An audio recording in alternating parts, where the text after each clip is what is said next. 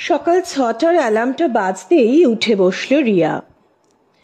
ঘুম থেকে উঠে মিনিট পাঁচেক বিছানায় বসে তারপর নামা ওর ছোটবেলার অভ্যেস। বসে থাকতে থাকতেই মোবাইল বেজে উঠল।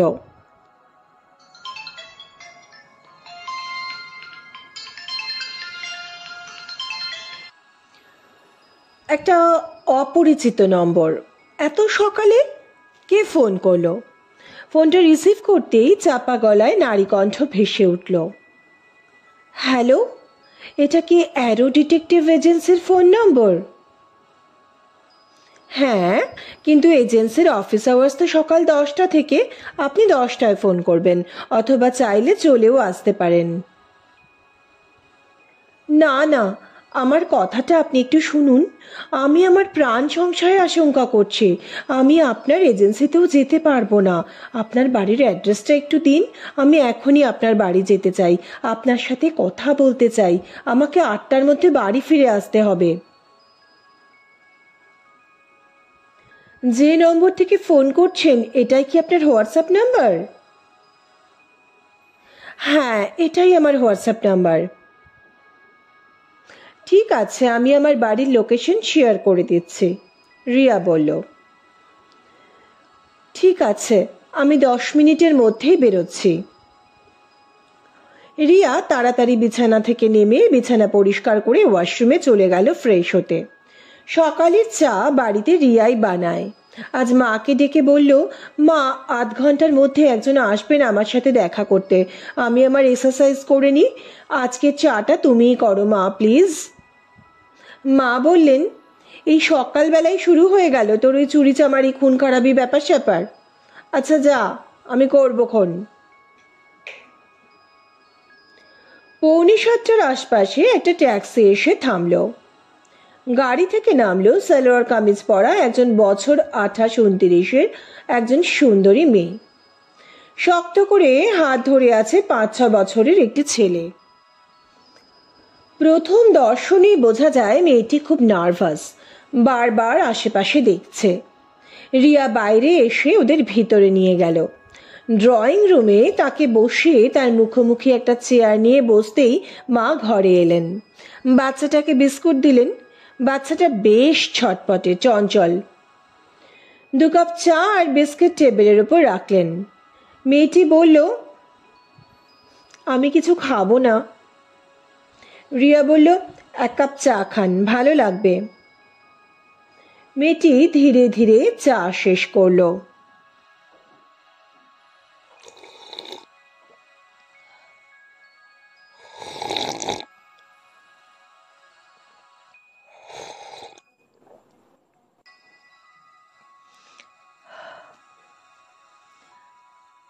থ্যাংক ইউ, এখন আমার বেশ ভালো লাগছে। এই বুবুন, এত দুষ্টুমি করো না। দেখেছো তো ফ্লাওয়ার ভাসটা একটু হলেই ভেঙে যেত। না না না, এখন তুমি আমার মোবাইলে হাত দেবে না, এরকম করো না। বাচ্চাটা বেশ দুষ্টুমি করছে। টেবিলে রাখা ফ্লাওয়ার ভাসটা ভাঙতে ভাঙতে একটুর জন্য বেঁচে গেল। বায়না ধরল মায়ের মোবাইলের জন্য। না পেয়ে বিশাল দাপাদাপি। মনে হচ্ছে একটা বিপর্যয় ঘটাবেই। রিয়া বলল, আপনার আপত্তি না থাকলে বাচ্চাকে আমার বাবার কাছে রাখবো। বাচ্চারা আমার বাবার সাথে বেশ মিলেমিশে যায়। মেয়েটি একটু আতঙ্কিত দৃষ্টিতে তাকালো, ইতস্তত করছিল কিছু বলতে। রিয়া ভরসা দিয়ে বলল, কোনো ভয় নেই, এখানে বাচ্চার কোনো ক্ষতি হবে না। না, আসলে ও খুব চঞ্চল তো, তাহলে আপনার বাবাকে একটু বলবেন ওকে নিয়ে যেন বাইরে না যান। রিয়ার বাবা এসে বাচ্চাটিকে, এসো দাদু ভাই, আমরা গল্প শুনবো, ব্যাট বল খেলবো, চলো, বলে সঙ্গে করে নিয়ে গেলেন। রিয়া তার চায়ে লাস্ট চুমুকটা দিয়ে বলল,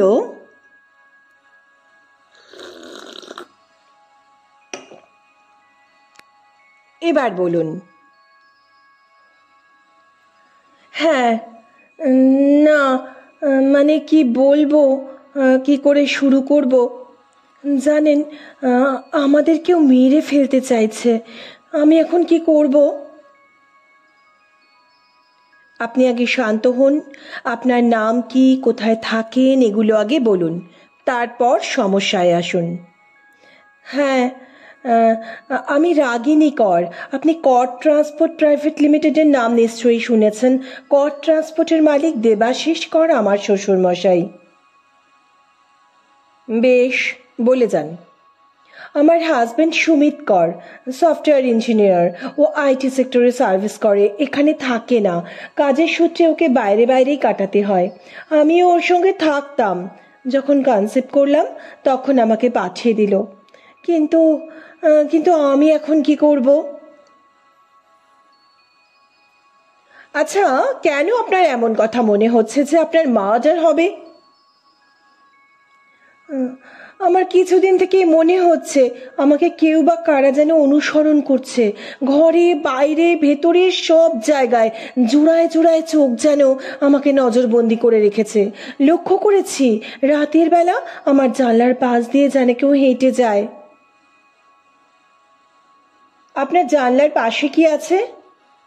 করিডোর। আমরা বলতে কাকে কাকে বোঝাচ্ছেন? আমি আর আমার ছেলে। সুমিত তো এখানে থাকে না। একটা প্রাইভেট নম্বর থেকে ফোন আসে রাত বিরেতে, ফোন করে চুপ করে থাকে। কোনো শাসানি? Threat call? কিছু বলে কিছু বলে না। রাত্রিবেলা আমাকে ভয় পাইয়ে দিতে ওটাই যথেষ্ট। আর ওই কল লিস্টেও শো করে না। বুঝলাম। আচ্ছা, আপনাদের নিজস্ব গাড়ি আছে তো? আপনি ট্যাক্সি করে এলেন কেন? প্রথম কথা, আমি বাড়িতে জানিয়ে আসিনি। দ্বিতীয়ত, ড্রাইভারকেও আমি একটুও বিশ্বাস করি না। গাড়িতে বসে থাকলে গাড়ির রিয়ার ভিউ মিরর দিয়ে সামনে তাকিয়ে থাকে, যেন আমার উপর নজর রাখছে। ড্রাইভার কি নতুন? হ্যাঁ, শ্বশুরমশাই অসুস্থ হবার পর থেকে পুরনো লোকেরা সব চলে গেল। রান্নার লোক, ঠিকে কাজের লোক, গাড়ির ড্রাইভার, সবসময়ের কাজের লোক। কেন? ঘরে বাইরে সবকিছু এখন শাশুড়ি মাই দেখেন। শ্বশুরমশাই গুরুতর অসুস্থ, ব্লাড প্রেশার অস্বাভাবিক রকমের হাই। রাতে ঘুম হচ্ছে না, কোনো সিদ্ধান্ত নিতে পারছেন না, ফলে ব্যবসাতেও খুব ক্ষতি হচ্ছিল। আর প্রায় অনেক কিছু ভুলে যাচ্ছেন। এতে বিজনেস নষ্ট হতে বসেছিল। তাই শাশুড়ি মাই শক্ত হাতে সব কিছুর হাল ধরলেন, ব্যবসার আর সংসারের দুটোরই। তখনই সব পুরনো লোক ছাড়িয়ে নতুন লোক রাখলেন। আপনি শ্বশুর শাশুড়িকে জানিয়েছেন সমস্যার কথা? শ্বশুর মশাইয়ের তো শরীর ভালো নেই, বললাম আপনাকে। ওনার ট্রিটমেন্ট চলছে, কিন্তু একই রকম আছেন। শাশুড়ি মাকে বলেছিলাম, উনি বললেন যত সব ন্যাকামো। বিশ্বাস করলেন না। আপনার শ্বশুর মশাইয়ের শরীর খারাপ, বিজনেস দেখাশোনা করেন কে? শাশুড়ি মাই দেখেন, উনিই তো রোজ অফিসে যান দেখি। উনি একাই দেখাশোনা করেন? আমি ঠিক জানি না।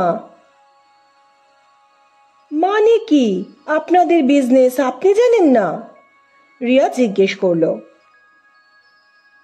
না, বিয়ের পরই আমি হাজবেন্ডের সঙ্গে চলে গেছিলাম। খুব একটা আসতাম না, এলেও 2-3 দিন থেকে চলে যেতাম। বিয়ের 7 মাসের মাথায় আমার মা চলে গেলেন। তখন এসে 20 দিন ছিলাম। তখন তাও শ্বশুর বাড়িতে থাকিনি। আমি আর মা যে বাড়িতে ভাড়া থাকতাম সেই বাড়িতে ছিলাম। এখন কে কে আছেন আপনার বাপের বাড়িতে? কেউ নেই। আমি বাবা মায়ের একমাত্র সন্তান। বাবা চলে গেছেন অনেক আগেই। মা স্কুল টিচার ছিলেন, বাবাও স্কুল টিচারই ছিলেন। আপনার হাজবেন্ড কিছু জানাননি আপনাকে আপনাদের বিজনেস সম্পর্কে? না, ও নিজেও বিজনেস নিয়ে মাথা ঘামায় না। আমাকেও বারণ করেছে। বলেছে আমার যা রোজগার আমার পরিবার প্রতিপালনের জন্য তা যথেষ্ট। বিজনেস নিয়ে মাথা ঘামিও না, ছেলেকে ভালোভাবে মানুষ করো। মনে হচ্ছে উনি বাবার বিজনেস নিয়ে আগ্রহী নন, কিন্তু কেন সেটা তো আমিও জানি না, আর সেই জন্যেই কাউকেই বিশ্বাসও করতে পারছি না, সুমিতকেও না। আমি যখন আমার ভয়ের কথা বললাম উড়িয়ে দিল, বলল আমার অলীক কল্পনা, মেয়েদের নাকি শ্বশুর বাড়ি নিয়ে সবসময় আতঙ্ক থাকে, তাই অলীক কল্পনা করছি, তার থেকেই আমি এসব দেখছি। আপনি বললেন 8টার মধ্যে বাড়ি ফিরে যেতে হবে, এখন যে বেরিয়ে এসেছেন কেউ জানে না? শাশুড়ি মা ভোরবেলা ক্লাবে যান, সুইমিং করেন, জিম করেন, বাড়ি আসেন 8টার সময়, গাড়ি করে যান। রান্নার লোক আসে সকাল 9টায়। বাড়িতে যে সবসময় থাকে সেই সকালের চা জল খাবার করে, সকালে আমার ঘরের দিকে আসে না। শ্বশুর শাশুড়ির ঘর পরিষ্কার করে রান্নাঘরের দিকে যায়, আমার ঘর আমি নিজেই পরিষ্কার করি। আমার রান্না বান্নাও আমি নিজেই করে নিই। ঠিকে কাজের লোকেরা আসতেও ওই 9টার আশপাশেই। আপনি এতক্ষণ যা যা বললেন তাতে আমারও মনে হচ্ছে আপনি কিছুটা অকারণেই আতঙ্কিত হয়ে পড়ছেন। আপনার বন্ধু বান্ধব যান তাদের বাড়ি? আপনিও এই কথা বলছেন? না, বন্ধুদের সঙ্গে তেমন যোগাযোগ নেই, ছেলেকে নিয়েই আমার জগৎ। আর এই বাড়িতে সত্যি আমার ভয় ভয় করে, তবে আমার আতঙ্ক অমূলক নয়। ছেলেকে নিয়ে কাছের একটা পার্কে বিকেলে গেছিলাম গতকাল। সন্ধেবেলা ফেরার সময় যখন রাস্তা পার হচ্ছিলাম, একটা লরি প্রচন্ড গতিতে এসে চাপা দেওয়ার চেষ্টা করেছিল, একটুর জন্য বেঁচে গেছি। আমার পেছনে একজন ভদ্রলোকও রাস্তা পার হচ্ছিলেন, তিনি আমাকে আর ছেলেকে পেছনে টেনে নেন। ফিরে এসে শুয়ে ঘুমিয়ে পড়েছিলাম। ঘুম ভাঙলে চা খাবো বলে ডেকে ডেকে কারোর সাড়া না পেয়ে নিজেই রান্নাঘরে গেলাম চা করতে। রান্নাঘর বন্ধই ছিল। আমার কেমন যেন সন্দেহ হলো। কয়েক ঘন্টা আগের ঘটনা মনে পড়ে গেল। রান্নাঘরের দরজা খুলে চেক করে দেখি সিলিন্ডারের নব খোলা, ওভেনের সুইচ অন করা, সিম করলে যে পজিশনে থাকে সেই পজিশন। আমি ঢুকে রান্নাঘরের জানলা খুলে দিলাম, গ্যাস ওভেনের সুইচ অফ করলাম, সিলিন্ডারের নব বন্ধ করলাম। আর চা করিনি। আপনি বলবেন এগুলো কাকতালীয়, কিন্তু আমার মন বলছে তা নয়। আপনি আমাকে বাঁচান। রাগিনী, আপনি আমার কাছ থেকে কি ধরনের হেল্প চাইছেন? মানে আমাকে কি করতে হবে? আপনি আমার প্রোটেকশনের ব্যবস্থা করুন মিস চ্যাটার্জি, প্লিজ। আপনি পুলিশের কাছে যাচ্ছেন না কেন? না না, পুলিশে যেতে পারবো না, আমার হাজবেন্ড অসন্তুষ্ট হবেন, উনি ভাবছেন আমার আশঙ্কা অমূলক। সত্যি বলতে কি রাগিনী, আমারও তাই মনে হচ্ছে। আপনি আপনার স্কুল কলেজের বন্ধুদের সঙ্গে যোগাযোগ করুন, তাদের সঙ্গে সময় কাটান, মুভি দেখুন, মাঝে মাঝে রেস্টুরেন্টে যান, মোটমাট আনন্দে থাকুন। দীর্ঘ সময় একা একা কাটিয়ে আপনি মানসিক দিক দিয়ে দুর্বল হয়ে পড়েছেন। মিস চ্যাটার্জি, প্লিজ আমাকে একটু বোঝার চেষ্টা করুন। আমার আর যাবার কোনো জায়গা নেই, আমাকে সাহায্য করুন। রাগিনী প্রায় কেঁদে ফেলল, ওকে খুব নার্ভাস দেখাচ্ছিল। রিয়া বলল, ঠিক আছে, আপনি চিন্তা করবেন না, আমি 11টা থেকে 12টার মধ্যে আপনাদের বাড়ি পৌঁছে যাব, তারপর দেখছি কি করা যায়। আপনি আপনি কি পরিচয়ে যাবেন? হিসেব মতো আপনার শাশুড়ি ওই সময় বাড়িতে থাকবেন না, আপনার শ্বশুরমশাই অসুস্থ, বাকিটা আমি ম্যানেজ করে নেব। আপনাকে ফোন করে যাব, আপনি এখন সাবধানে যাবেন, বাড়ি পৌঁছে আমাকে ফোন করে পৌঁছানোর খবর দেবেন। কিন্তু 11টা বাজতে এখনো 3 ঘন্টারও বেশি সময় বাকি, এর মধ্যে যদি আমাদের কিছু হয়ে যায়। আপনি আমার নাম্বারটা ইমার্জেন্সি নাম্বারে সেভ করুন, পাওয়ার বাটন 3বার প্রেস করলেই কল এসে যাবে, চিন্তা করবেন না, ঠিক পৌঁছে যাব। আচ্ছা, আমি তাহলে আসি।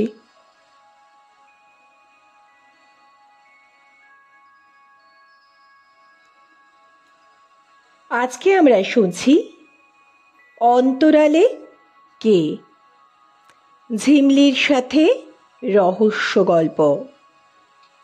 আপনাদের কাছে অনুরোধ, গল্পের শেষে একটা কমেন্টস করে আপনাদের মতামত অবশ্যই জানাবেন। গত সপ্তাহে আমাদের গল্পের শেষে কমেন্টস করে যারা মতামত জানিয়েছেন তারা হলেন জয়শ্রী পাল, অরূপ গোস্বামী, ইন্দ্রজিৎ ঘোষ এবং ডক্টর শিলাদিত্য। আপনাদেরকে আমার অনেক ধন্যবাদ। আমরা শুনছি অন্তরালে কে।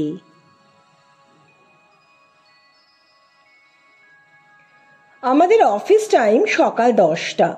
ইন্দ্রাণীদি 9:30 চলে আসেন। আমি আর দিদি যখন ঢুকলাম দেখলাম একজন বছর 43-44-এর ভদ্রমহিলা বসে আছেন। চেহারা সাজ পোশাক বলে দিচ্ছে খুব সচ্ছল পরিবার থেকে এসেছেন, কিন্তু খুব দুশ্চিন্তায় আছেন।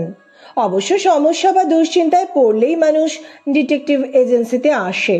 মনে মনে ভাবলাম দিনের শুরুটা বেশ ভালোই মনে হচ্ছে, যদিও মুখে কোনো ভাব প্রকাশ করলাম না, দিদির বারণ আছে। দিদি ওনার দিকে তাকিয়ে বলল, আপনি 5 মিনিট পর আমার চেম্বারে চলে আসুন। 5 মিনিট পর চেম্বারে এসে ভদ্রমহিলা বসলেন। দিদি ওনার দিকে এক ঝলক তাকিয়ে এক গ্লাস জল এগিয়ে দিল। ভদ্রমহিলা এক নিঃশ্বাসে জলটা শেষ করলেন।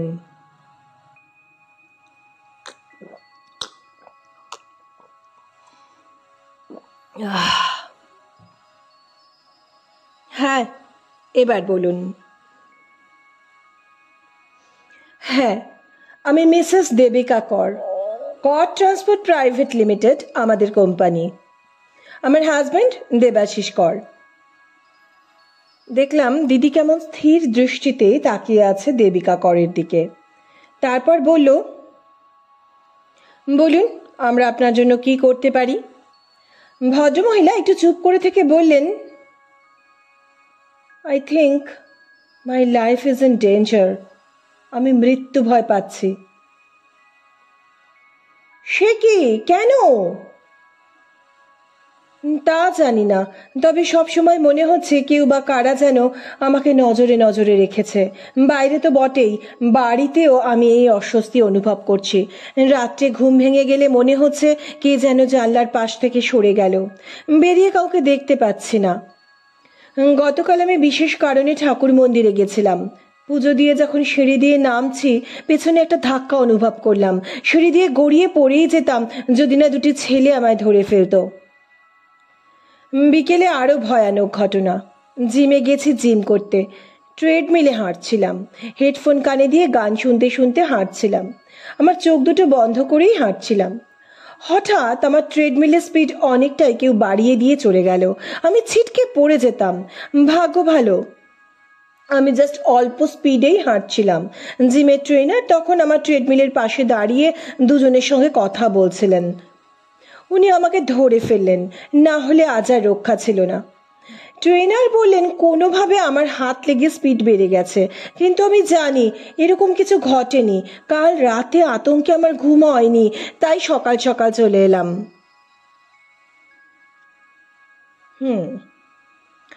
আচ্ছা, আপনার কাউকে সন্দেহ হয়? হয়, আমার ডটার ইন লকে। আপনার ডটার ইন ল? পুত্রবধূ? আপনাকে দেখে তো মনে হচ্ছে না আপনার ছেলের বিয়ের বয়স হয়েছে। আমার স্টেপসন সুমিত কর, ও আমার থেকে বছর 10-12 ছোট হবে। আমার নিজের কোনো সন্তান নেই। ও তাই বলুন। তা তার স্ত্রী আপনাকে মারবে কেন? আর আপনি যে ঘটনা দুটো বললেন তা কি ওনার পক্ষে ঘটানো সম্ভব? আপনার ছেলেও কি এর সঙ্গে যুক্ত বলে মনে করছেন? সম্পত্তির কারণে ঘটাবে, আর নিজে করবে কেন? লোক দিয়ে করাবে। ন্যাকা কান্না কেঁদে তো সুমিতের মাইনের পুরোটাই বোধহয় নিয়ে নেয়, তাই দিয়েই এইসব করছে। সুমিত চাকরি করেন, বাবার বিজনেসে উনি নেই। না, ওর বিজনেস ভালো লাগে না, আইটি সেক্টরে আছে। ওর বউ রাগিনী হলো ভীষণ পাজি, বোকা বোকা মুখ করে থাকে। ওর মতো পাজি মেয়ে খুব কম আছে। ওর এই বিজনেসের দিকে নজর। দেবাশিস আর আমার 50-50 শেয়ার আছে। দেবাশিসের ভাগটা তো ওরা পাবেই। আমাকে যদি সরাতে পারে তাহলে আমার ভাগটাও নিশ্চিত করা যাবে। বিজনেস আপনারা হাজবেন্ড ওয়াইফ দুজনেই দেখেন?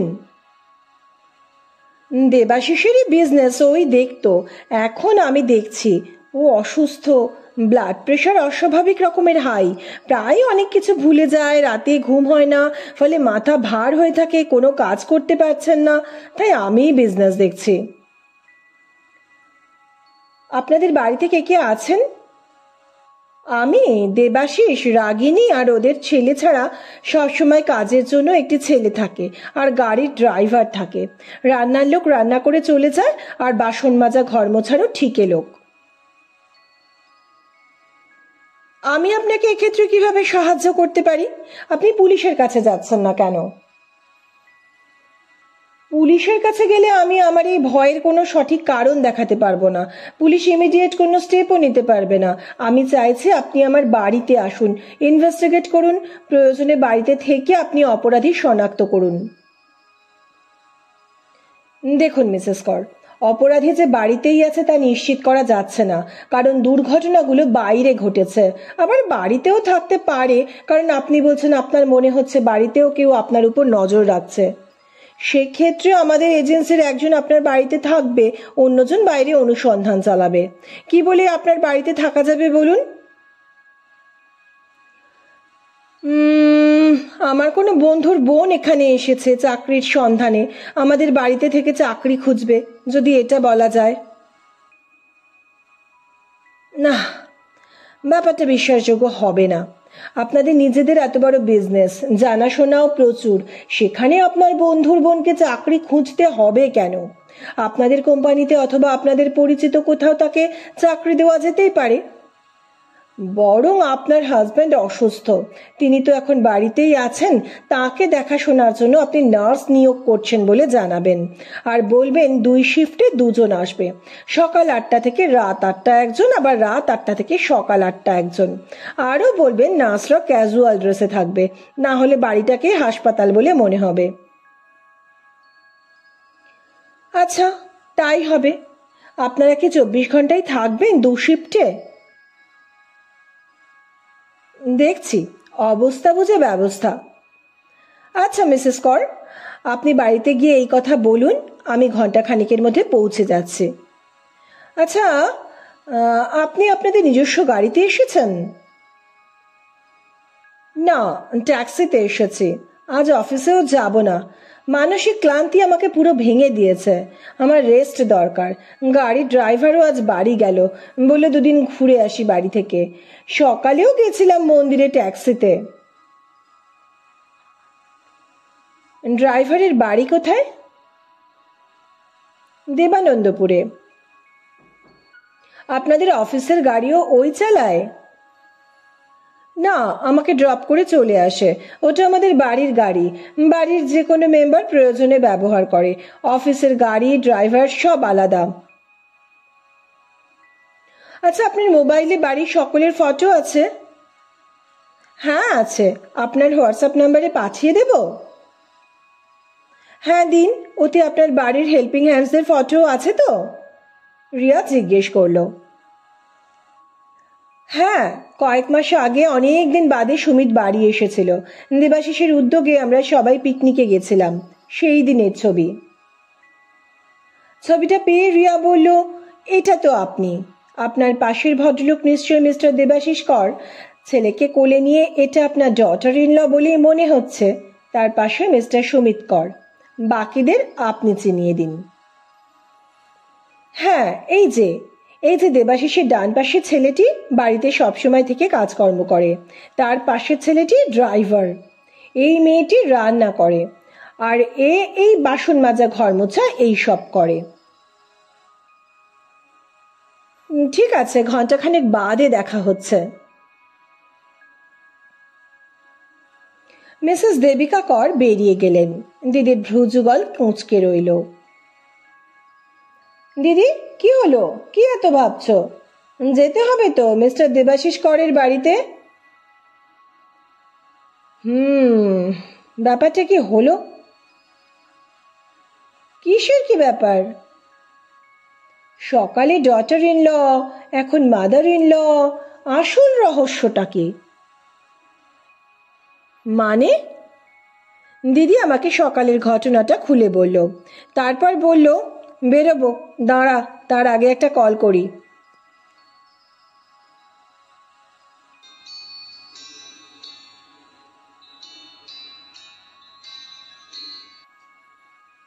হ্যালো, রাগিনী কথা বলছেন?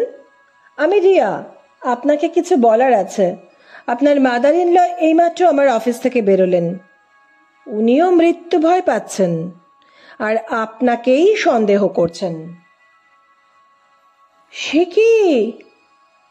হ্যাঁ, ওনার মতে আপনার ভোলাভালা চেহারাটা আপনার অভিনয়, আপনার নজর শ্বশুরমশাইয়ের বিজনেসের দিকে, তাই আপনি শাশুড়িকে পৃথিবী থেকেই সরিয়ে দিতে চাইছেন।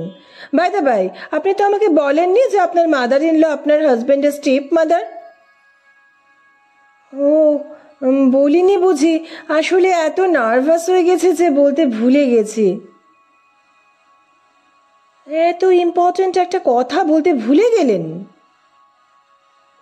হ্যাঁ, আসলে আমার মনের অবস্থাটা কাউকে বোঝাতে পারছি না, খুব টেনশনে আছি জানেন। ও, ঠিক আছে, আমি আপনাদের বাড়ি যাচ্ছি। আপনি যে আমাকে চেনেন, আপনার সাথে যে আমার কথা হয়েছে তা প্রকাশ করবেন না।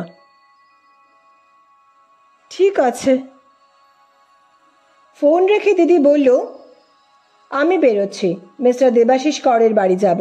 তোর কাজ হলো কর ট্রান্সপোর্টের অফিস যাওয়া, যা যা তথ্য পাবি সংগ্রহ করা। মিসেস দেবিকা করের দেওয়া ফটোগ্রাফটা তোর আর ইন্দ্রানিধি দুজনের মোবাইলেই পাঠিয়ে রাখছি। আচ্ছা।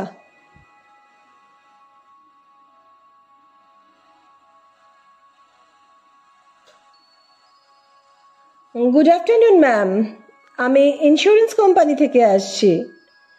আমি একটু আপনাদের কোম্পানির ওনার দেবাশিস করের সঙ্গে কথা বলতে চাই। আপনার অ্যাপয়েন্টমেন্ট করা আছে? হ্যাঁ, আমাদের কোম্পানি অ্যাপয়েন্টমেন্ট করে রেখেছে। কম্পিউটার চেক করে কর ট্রান্সপোর্টের রিসেপশনিস্ট জানালেন, সরি, আজকের ডেটে আপনাদের কোনো অ্যাপয়েন্টমেন্টও দেখতে পাচ্ছি না। আর একবার একটু দেখুন না চেক করে ম্যাম। আমি ভালো করেই চেক করেছি, কোনো অ্যাপয়েন্টমেন্ট নেই। আপনি কাইন্ডলি কথা বলে একটু দেখা করার ব্যবস্থা করে দিন না প্লিজ, আমি ওয়েট করছি। আচ্ছা, আপনি বসুন, আমি দেখছি। তবে স্যার, মানে মিস্টার দেবাশিস কর এখন আসছেন না, উনি অসুস্থ। আগে ম্যানেজারের সঙ্গে কথা বলি, উনি স্যার অতনু সুরের সঙ্গে কথা বলে আমাকে জানাবেন। Thank you ma'am.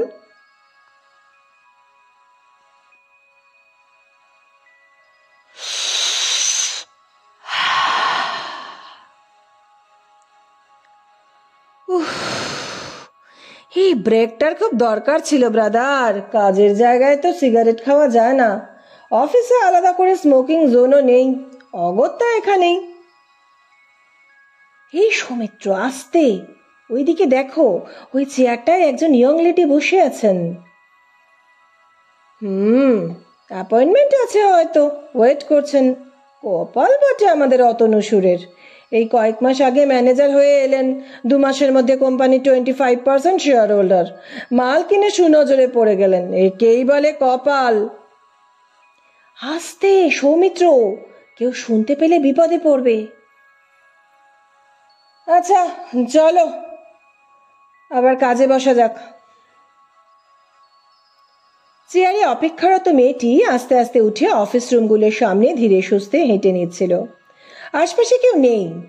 হঠাৎ মিস্টার অতনু সুরের রুমের দরজাটা খুলে যেতে দ্রুত নিজেকে আড়াল করে নিল মেয়েটি।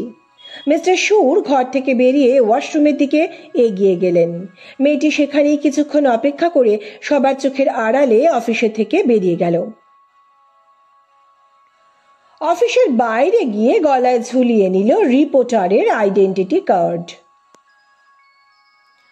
তারপর একপাশে একটু আড়ালে দাঁড়িয়ে রইল। কর্মব্যস্ত অফিস, বহু লোকের আনাগোনা, নজর রইল কারা অফিসে ঢুকছে বেরোচ্ছে। এমনই এক আগন্তুককে দেখে মস্তিষ্ক আরো সজাগ হলো মেয়েটির। তীক্ষ্ণ নজরে চেয়ে রইল অফিসের গেটের দিকে। কিছুক্ষণ পর মিস্টার অতনু সুরের সঙ্গে বেরিয়ে এলো ওই আগন্তুক। দুজনে কথা বলতে বলতে অফিসের গেট দিয়ে বেরোচ্ছেন। অফিসের গেট থেকে বেরিয়ে ওনারা একটা গাড়ির দিকে যাচ্ছেন। মেয়েটি সেই সময় ওনাদের সামনে এলো। স্যার স্যার, একটা ফটোগ্রাফ প্লিজ, একজন এত বড় বাঙালি ব্যবসায়ী। কথা বলতে বলতেই মেয়েটি ফটো তুলতে শুরু করে।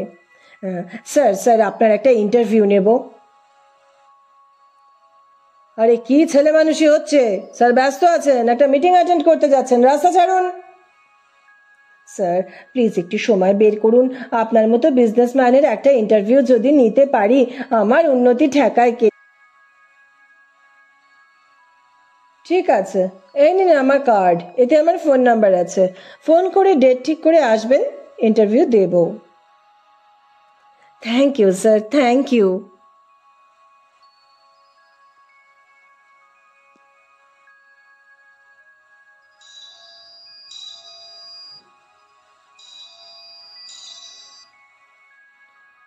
মিসেস দেবিকা কর আছেন? হ্যাঁ, এখানে একটু ওয়েট করুন, ম্যাডামকে খবর দিচ্ছি।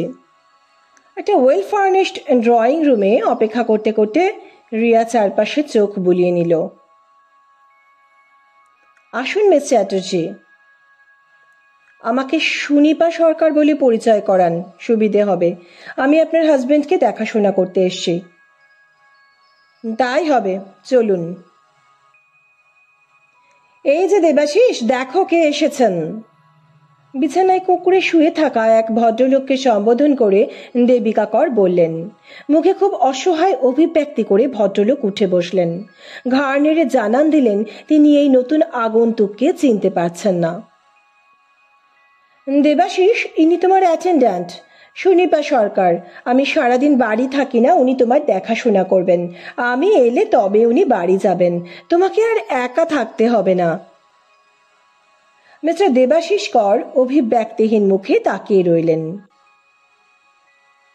মিসেস কর, আপনাদের বাড়িতে আর যারা আছেন আমার সঙ্গে একটু পরিচয় করিয়ে দিন, তাঁদেরও জানা দরকার আমি সারাদিন থেকে মিস্টার করের দেখাশোনা করব। ঠিক আছে, চলুন। দুজনে বাড়ির করিডোর ধরে হেঁটে অন্য একটি ঘরের সামনে এসে দাঁড়ালো। ঘরের দরজায় হালকা ধাক্কা দিয়ে দেবিকা ডাকলেন, রাগিনী, রাগিনী। রাগিনী বেরিয়ে এলেন। চোখের দৃষ্টিতে চমক ছিল কিনা তা ঠিক বোঝা গেল না। দেবিকা পরিচয় করিয়ে দিলেন, ইনি হচ্ছেন সুনিপা সরকার। আমি যতক্ষণ অফিসে থাকবো উনি তোমার শ্বশুর মশাইয়ের দেখাশোনা করবেন। আচ্ছা, চলুন রামুর সঙ্গে পরিচয় করিয়ে দিই। ড্রাইভার তো ছুটিতে, অন্য দুজন বিকেলে আসবে। রামু তখন বাড়ির সবার দুপুরে খেতে দেবার বন্দোবস্ত করছে। রামু, ইনি সুনিপা সরকার। আমি যখন অফিসে থাকবো ইনি দেবাশিসের দেখাশোনা করবেন, ওনার যা লাগবে সাহায্য করবে। আচ্ছা ম্যাডাম। ঠিক আছে মিসেস কর, আজ আমি আসি, কাল বাদ দিয়ে পরশু আসবো। কাল তো আপনি বাড়িতেই আছেন, কাল আর আমার আসার দরকার নেই। তাহলে আপনি আগামীকাল থেকে এলে ইনভেস্টিগেশন তাড়াতাড়ি শুরু হতো। অ্যাকচুয়ালি আপনার আসার উদ্দেশ্য তো আমার সুরক্ষা, বাড়িতেও আমি বিপদের আশঙ্কা করছি। আমাকে কিছু হোমওয়ার্ক করতে হবে মিসেস কর, আপনি কালকের দিনটা বাইরে বেরোবেন না, বাড়িতে একটু সাবধানে থাকবেন। ঠিক আছে, আমি কালকে সম্ভব হলে বেলার দিকে আসবো।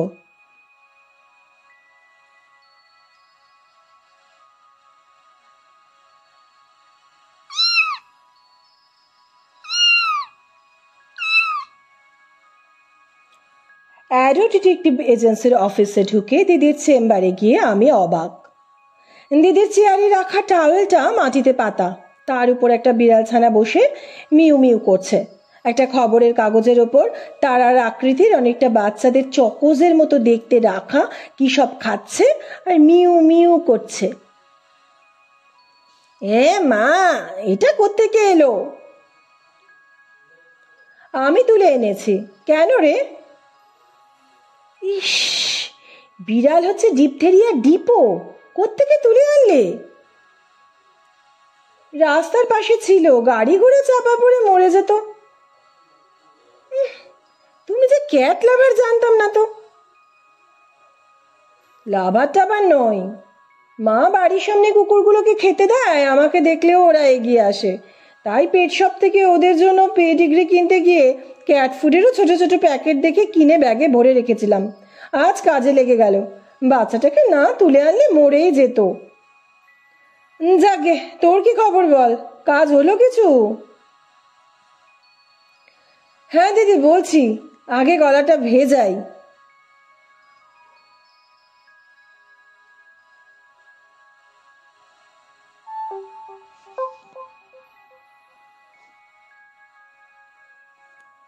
হ্যালো, হ্যাঁ বলছি। এত সকালে আপনাকে ফোন করতে এক প্রকার বাধ্য হলাম। থানা থেকে ফোন এসেছে, আমাকে সকাল 10টার মধ্যে অফিস যেতে হবে। আমাদের অফিসে নাকি পুলিশ ইনকোয়ারি হবে, আমাদের কোম্পানির বিরুদ্ধে নাকি কারো কমপ্লেন করেছে। আপনি 8টার পর চলে আসুন। বাড়ির সবাই জানে আমি না থাকলে আপনি দেবাশিসের দেখাশোনা করবেন। আপনি বলেছিলেন আজকে আমি বাড়ি থাকবো বলে আপনি নাও আসতে পারেন, কিন্তু মিস চ্যাটার্জি, আমি যে ইনসিকিউর ফিল করছি। আপনি যে আমার সঙ্গে কথা বলছেন, কে কে শুনতে পাচ্ছে? কেউ না। বাড়িতে জানিয়েছেন থানা থেকে ফোন করে আপনাকে অফিসে যেতে বলা হয়েছে? না। গুড, কাউকে জানাবেনও না। আপনি অন্য কোথাও যাবার নাম করে বাড়ি থেকে বেরিয়ে পড়ুন। ওলা বা উবের বুক করে অফিসে পৌঁছে যান। রাস্তা থেকে কিছু খাবার আর জলের বোতল কিনে নিন। অফিসে গিয়ে যথাসম্ভব নিজের চেম্বারে থাকবেন, কাউকে ডাকবেন না, কেউ ডাকলেও বেরোবেন না। আমি আজকের মধ্যে যথাসম্ভব আপনার বাড়ির ভেতরে খোঁজ খবর নিয়ে নিচ্ছি। কালকে আপনার সঙ্গে আপনাদের অফিসে যাব। একটু সতর্ক থাকুন। এমার্জেন্সি নম্বরে আমার নম্বর সেভ করুন। গড ইজ অলওয়েজ উইথ আস।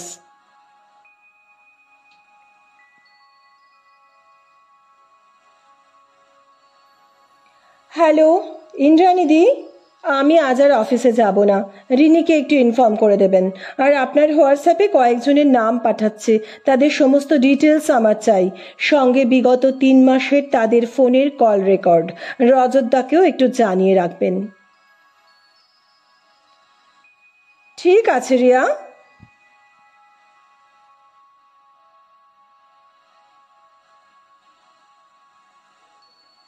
সুপ্রভাত স্যার, উঠে পড়ুন।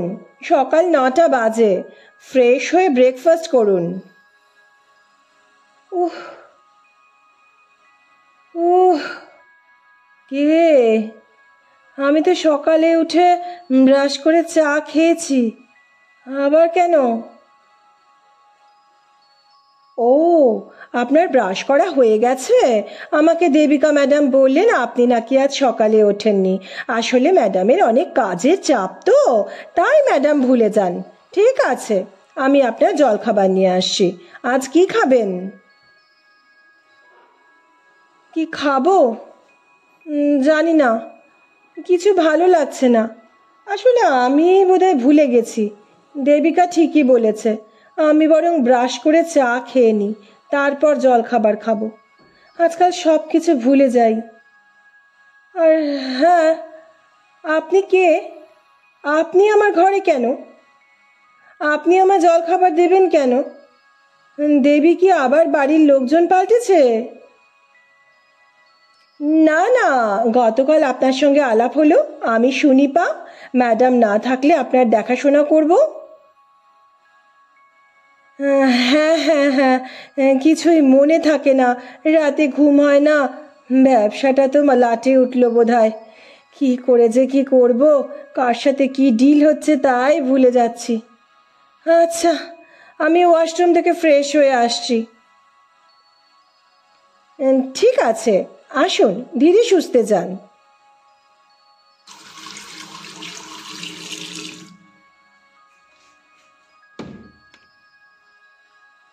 হয়ে গেছে, বসুন, আমি দেখছি চা হলো কিনা। না না, আপনি বসুন, রামু চা নিয়ে ঠিক আসবে। মাথাটা কেমন করছে। বোধহয় ব্লাড প্রেশার বেড়েছে, আপনি তো চিন্তা করবেন না। মেডিসিন চলছে তো, নিশ্চয়ই অনেক বড় বড় ডাক্তারের সঙ্গে কনসাল্ট করা হয়েছে। হ্যাঁ, সবার নাম মনে নেই, তবে এটা মনে আছে আমরা ট্রিটমেন্টের জন্য সাউথে গেছিলাম। ওখানে ব্লাড টেস্ট করে কিছু পাওয়া যায়নি। ওখানে যতদিন ছিলাম ভালোও ছিলাম, কষ্টগুলো কম ছিল। এখন ফিরতে আবার যে কে সেই।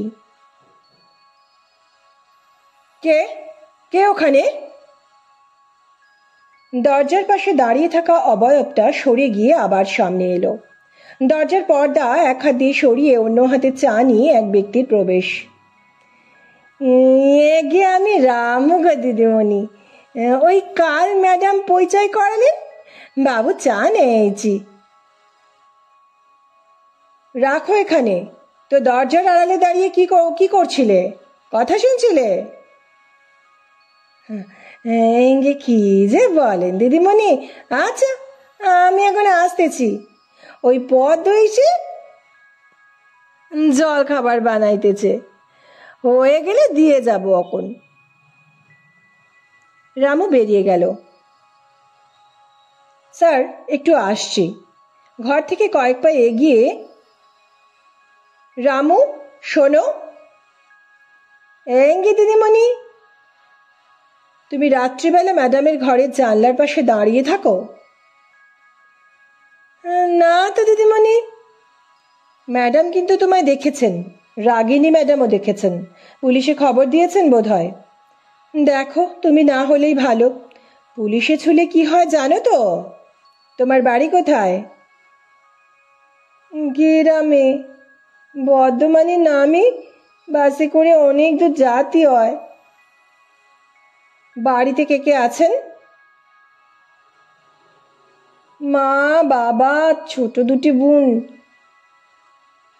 ও বাবা, অনেক দায়িত্ব তোমার ওপর, তাই বলছিলাম আর কি। যাকে, জল খাবারে আজ কি হচ্ছে? চিড়ের পোলাও গো দিদিমণি।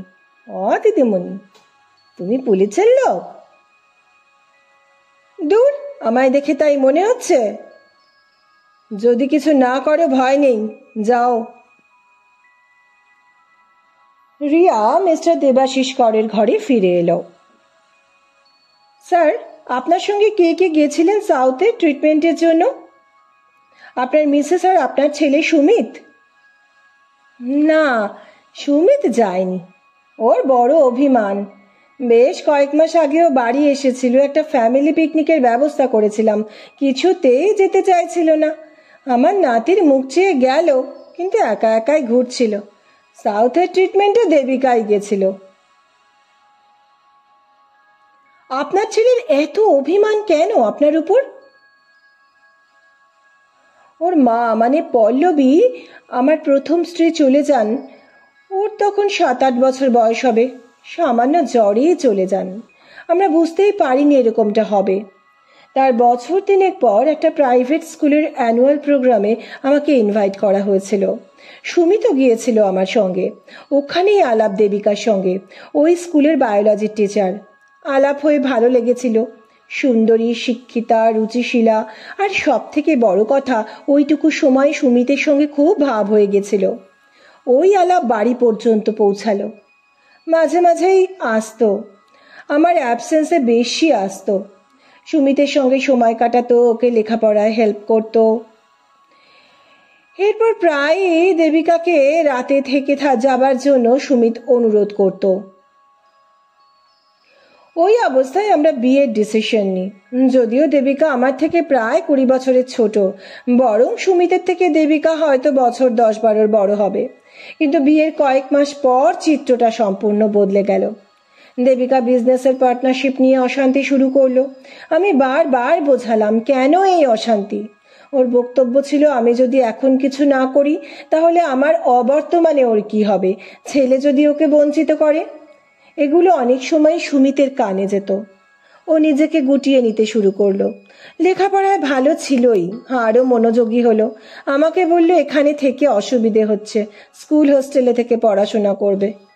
চলে গেল। আমিও বাধা দিইনি। ভালো রেজাল্ট করে ইঞ্জিনিয়ারিং পাশ করে চাকরি করে। নিজের মতো থাকে, আমার থেকে কিছু নেয় না। সুমিতের বিয়ে আপনি নিজে পছন্দ করে দিয়েছিলেন?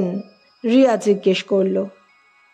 না না, ও নিজে একদিন এসে বলল আমি বিয়ে করতে চাই, মেয়ে পছন্দ করা হয়ে গেছে, তোমরা কথা বলে নিও। আমরা রাগিনীর বাড়ি গেলাম, খুব ভালো পরিবার, বাবা মা দুজনে স্কুলে শিক্ষকতা করতেন। বাবা রাগিনীর ছোটবেলাতেই চলে গিয়েছিলেন, আমার পছন্দ হলো, বিয়ে হয়ে গেল। ওরা ওদের মতন থাকে। দাদু ভাই বড় হচ্ছে, একটু ওর সাথে সময় কাটাবো তো অসুস্থ হয়ে পড়লাম, আর ভালো লাগে না, মাথার মধ্যে কেমন করে। আজ অনেক দিন পর কারোর সাথে এত কথা বললাম।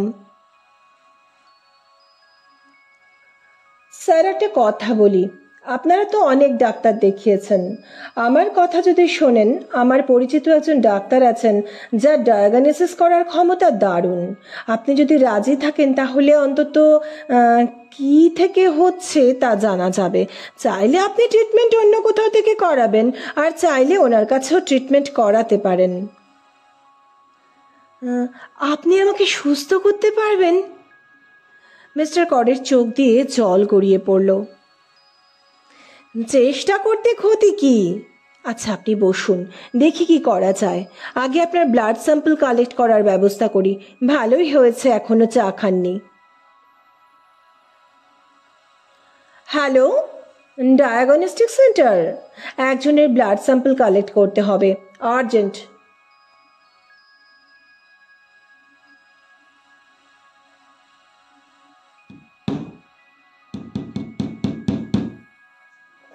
কে? ও, মিস চ্যাটার্জি, আসুন আসুন। মিস চ্যাটার্জি নয়, সুনিপা বলুন, কেউ শুনলে অসুবিধে হবে। ওরে বাবা, এ কিসের শব্দ? ও কিছু না, আমার ছেলে, ও রিমোট কন্ট্রোল কারটা ভাঙচুর করছে। সে কি, কেন? ওর attention deficit hyperactivity disorder আছে, ট্রিটমেন্ট চলছে, বড় হলে আস্তে আস্তে কমে যাবে। আপনি বসুন। আপনার খারাপ লাগে না এভাবে প্রায় একা একা থাকতে? আপনার হাজবেন্ড আসেন না? ও কম আসে, আমি ছেলেকে নিয়ে বেশি যাই। আচ্ছা, আপনি এখানে কেন? ছেলের এডুকেশন তো ওখানেই স্টার্ট করতে পারতেন। সত্যি কথাটা হলো, ও শ্বশুর মশাইয়ের জন্য খুবই চিন্তিত, কিন্তু সেটা প্রকাশ করে না। আমাকেও বারণ করেছে আগ্রহ দেখাতে, কিন্তু ওনার যাতে অসুবিধে না হয় তা দেখতে। বলতে খারাপ লাগছে, ও ওর স্টেপ মাদারকে একদম বিশ্বাস করে না। আমি বা কি করব বলুন? শাশুড়ি মা আমার ওদিকে যাওয়া পছন্দ করেন না। ওই রামু আছে না, সারাদিন বাড়িতে কি হলো সব রিপোর্ট করে দেয়। তাহলে মিস্টার করের যখন সাউথে গিয়ে ট্রিটমেন্ট হলো, তখন মিস্টার সুমিত সঙ্গে গেলেন না কেন? কি করে যাবে? শাশুড়ি মা আমাদের কিছুই জানাননি। যাবার আগের দিন রাত্রে আমাকে বললেন, তখন আমি ওকে ফোনে জানালাম। কিন্তু মিস্টার কর বললেন সুমিত অভিমানে যাননি।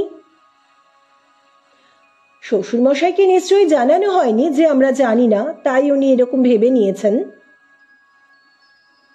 একটা ব্যক্তিগত প্রশ্ন, আপনাদের লাভ ম্যারেজ? কি বলবো, আচ্ছা ঘটনাটা বলি। আমার বিয়ে ফাইনাল ইয়ারের পরীক্ষার পর বন্ধুরা মিলে ঘুরতে বেরিয়ে একটা শপিং মলে গেছিলাম। ও কিছু ড্রেস কিনতে সেখানে গেছিল, চয়েসের ব্যাপারে কিছুটা কনফিউজড ছিল। আমি চয়েস করতে হেল্প করেছিলাম। ধন্যবাদ দিয়ে নাম, ফোন নাম্বার, বাড়ির অ্যাড্রেস নিয়েছিল। দুদিন পর হঠাৎ বাড়িতে উপস্থিত হয়ে আমার মায়ের কাছে নিজেই সরাসরি বিয়ের প্রস্তাব দেয়। মা পরিচয় জেনে রাজি হয়ে যান, তখন বাবাও মারা গেছেন। তারপর আমার শ্বশুর মশাই গেছিলেন। ও আচ্ছা আচ্ছা আচ্ছা।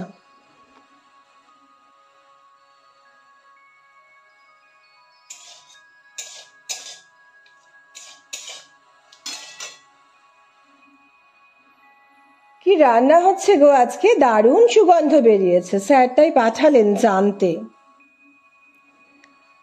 দেবিকা ম্যাডাম মাংস করতে বলে গেছেন, তাই করছি। শুক্তো আর চাটনি হয়ে গেছে। বাহ, খুব ভালো, আমি স্যারকে গিয়ে বলছি। তা তোমার রান্নার হাত তো বেশ ভালো, স্যার বলছিলেন। তা তুমি থাকো কোথায়? তোমার নাম কি? এই তো, অটোতে 3টে স্টপেজ। আমার নাম পদ্ম। ও যে বাসন মাজার কাজ করে রাধা, আমরা কাছাকাছি থাকি। কতদিন কাজ করছো এ বাড়িতে? এই তো কয়েক মাস হলো। আচ্ছা, রান্না হলে বলো, স্যার খাবেন। রামু, এখানে তুমি আর ওই ড্রাইভার রাতে এক ঘরে শো? হ্যাঁ দিদিমণি, আমি আর ওই রবি একই ঘরে শুই। রবি রাতে ওঠে? তা দিদিমণি, আত্মীরে ঘুম ভাঙলে ওকে মাঝে মাঝে দেখতে পাইনি।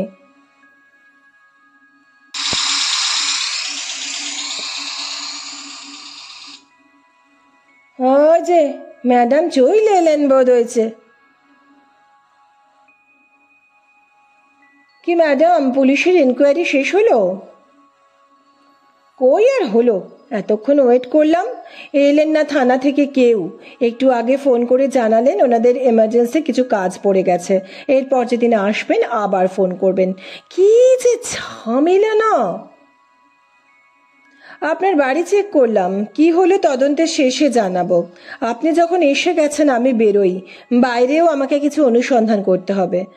বাই দ্য বাই মিসেস কর, আপনার বাড়ির কাজের লোকে কয়েক মাস হলো এসেছে, সম্ভবত মিস্টার কর অসুস্থ হবার পর। এরকম কেন? পুরনো লোকেদের নিয়ে কোনো সমস্যা হচ্ছিল? হ্যাঁ, কাজের লোক পুরনো হলেই মাথায় ওঠে। কেউ কোনো কথা শুনছিল না, যেন ওরাই মালিক, ওরা যা ভালো বুঝবে তাই করবে, আমার কোনো কথা শুনবে না। দিয়েছি সব কটাকে একসঙ্গে ছাড়িয়ে। ঠিক আছে, আমি এখন আসি, বাড়ির বাইরে কিছু খবর জোগাড় করার আছে আপনার সুরক্ষার জন্য।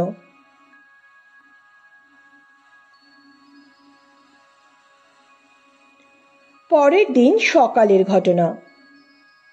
হ্যালো মিসেস কর, অ্যারে ডিটেকটিভ এজেন্সি থেকে রিয়া চ্যাটার্জি বলছি। আজ সকাল 11টাতে আপনাদের বাড়িতে আসছি, বাড়িতে থাকবেন। সকাল 11টায় মিস্টার দেবাশিস করের বাড়ি, ড্রয়িং রুম। মিসেস দেবিকা কর, মিসেস রাগিনী কর, রিয়া চ্যাটার্জি ও রিনি সেনকে দেখা যাচ্ছে। মিসেস দেবিকা কর বললেন, বলুন কি ব্যাপার? রাগিনীকেই বা ডাকলেন কেন? যদি ওর বিরুদ্ধে আপনার কাছে কোনো প্রমাণ থাকে ওকে সরাসরি পুলিশে দিন, এখানে ওর কি কাজ? হ্যাঁ, পুলিশ এসে গেছে বলে মনে হচ্ছে, অপেক্ষা করি। এই তো, আসুন ইন্সপেক্টর, যা কিছু কথা হবে আপনার সামনেই হবে। বসুন মিস্টার অতনু সুর। এ কি অতনু, তুমি এখানে কেন? জানি না, আমাকে অফিসে ফোন করে ডেকে আনা হয়েছে। চেনেন দেখছি মিসেস দেবিকা কর, রিয়া বলল। হ্যাঁ, উনি আমাদের অফিসের এমপ্লয়ার। আচ্ছা। মিসেস কর, প্রথমে একটা গল্প বলি। ঠিক গল্প নয়, ধরুন এই 17-18 বছর আগের ঘটনা। একটা স্কুলের অ্যানুয়াল প্রোগ্রামে বিশেষ অতিথি হয়ে আসা এক বিপত্নিক ভদ্রলোককে বিয়ে করলেন ওই স্কুলের একজন শিক্ষিকা। ধরা যাক তার নাম নিতা। অনেকেই অবাক হলো। সুন্দরী, শিক্ষিতা, বছর 25-এর এক তরুণী, তার থেকে প্রায় বছর 20-র বড়, যার কিনা 1 বছর 10-এর পুত্র সন্তান আছে, তাকে কেন বিয়ে করলো? কানাঘুষোর সূত্রে শোনা যায় যে ওই মেয়েটির নাকি তার স্কুল লাইফের এক বন্ধুর সঙ্গে অ্যাফেয়ারও আছে। কিন্তু লোভ বড় বালাই। বিয়ের পর অশান্তি করে ব্যবসার 50% শেয়ার আদায় করে নিল নিপা। কিন্তু একচ্ছত্র অধিপতি হওয়া গেল না। সেটা হলে পছন্দের বন্ধুটিকে নিয়ে ঘর বাঁধা আর সঙ্গে বিপুল অঙ্কের অর্থ নিয়ে জীবনটা খুব ভালোই কাটবে। আপনি কি বলতে চাইছেন মিস চ্যাটার্জি? একটা গল্প বলছি, চুপ করে শুনুন। হ্যাঁ, যা বলছিলাম, বিয়ের পর ওই ছেলেটিরও বোধহয় কোনো ক্ষতি করার সে চেষ্টা করেছিল। বুদ্ধিমান ছেলে হোস্টেলে চলে যায়, এও বোঝে যত ঝামেলার মূল ওই ব্যবসা। সে মন দিয়ে পড়াশোনা করে নিজের মতো প্রতিষ্ঠিত হয়, কিন্তু মন পড়ে থাকে বাবার সুরক্ষার দিকে, কারণ সে ছোটতেই বুঝেছিল তার স্টেপ মাদার কতটা লোভী।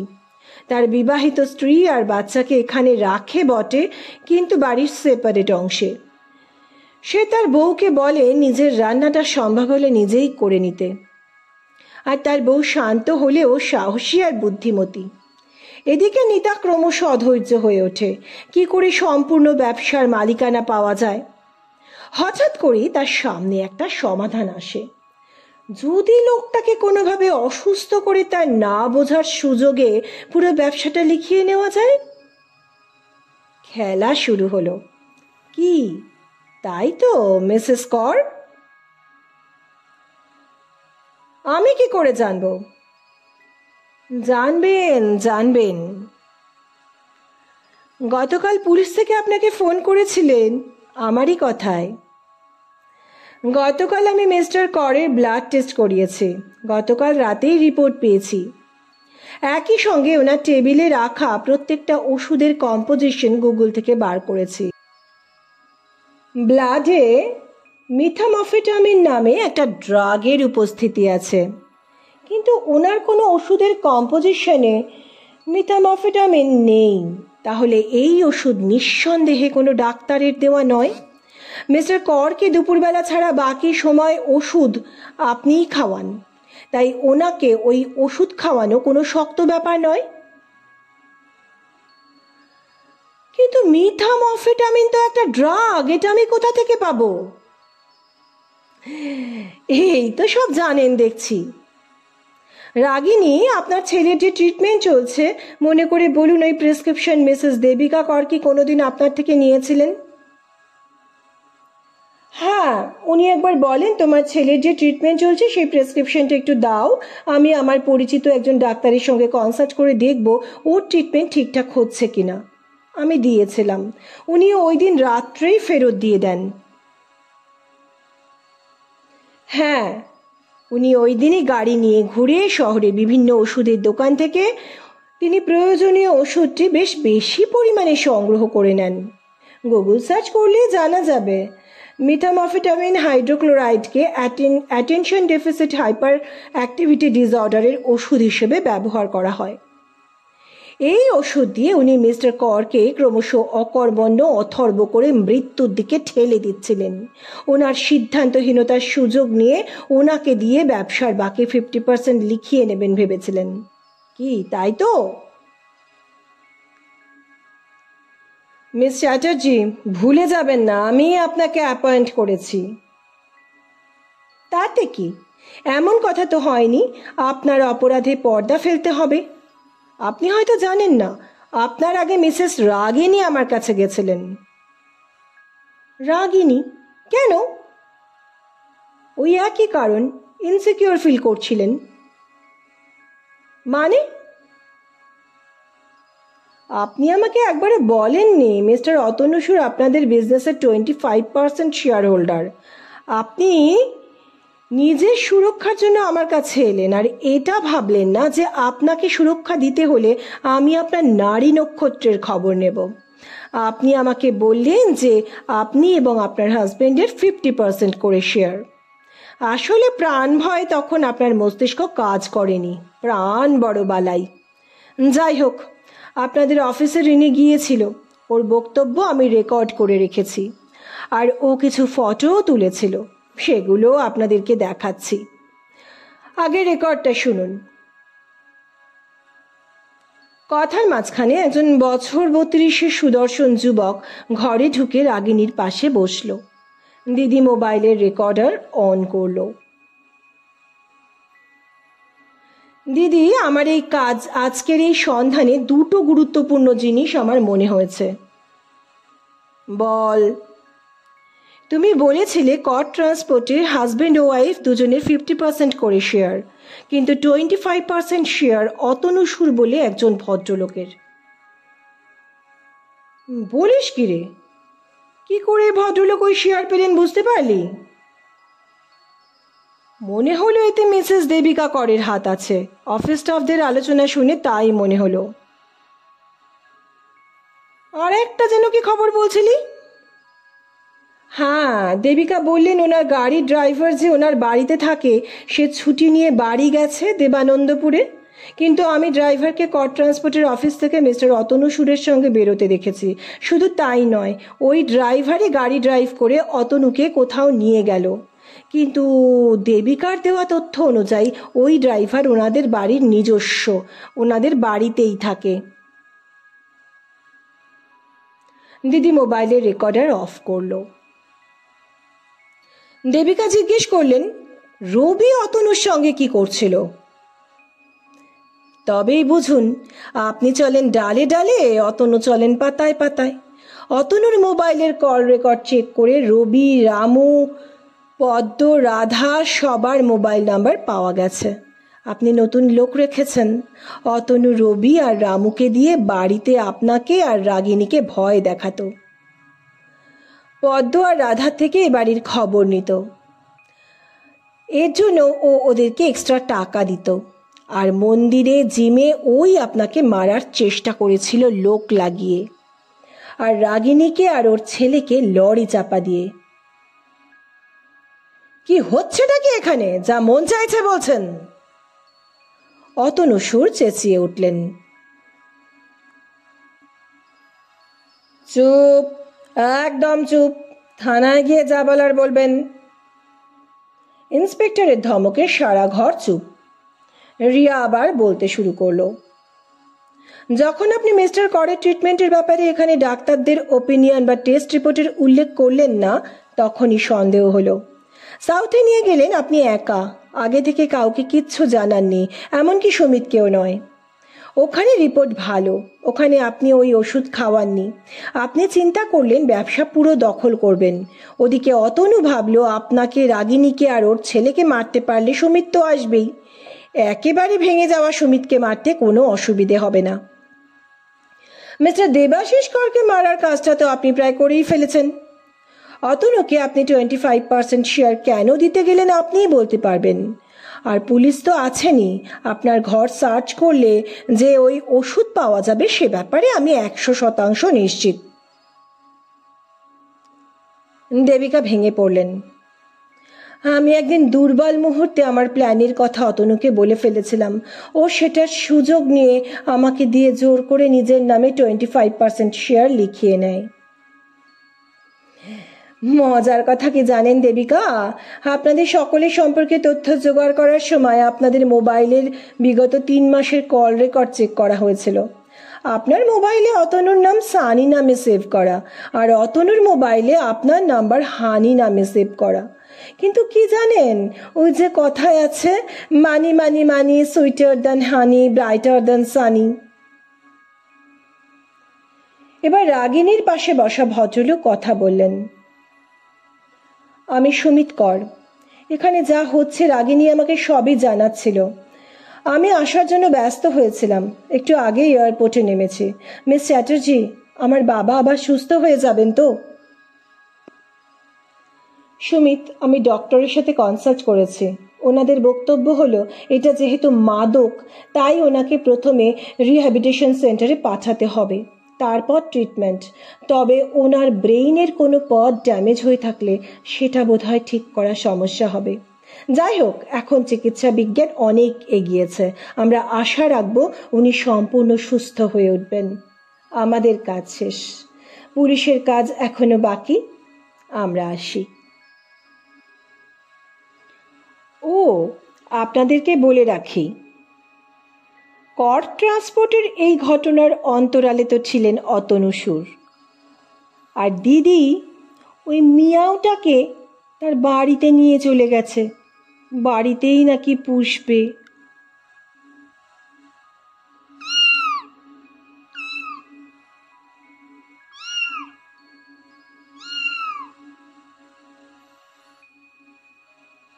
বন্ধুরা, আজকের গল্প এখানেই শেষ হলো।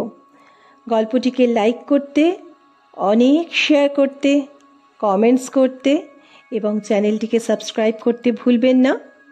আর যারা ইতিমধ্যে সাবস্ক্রাইব করেছেন আর এই গল্পগুলোতে কমেন্টস করছেন, তাদেরকে আমার অনেক ধন্যবাদ। সুস্থ থাকবেন, ভালো থাকবেন। নমস্কার।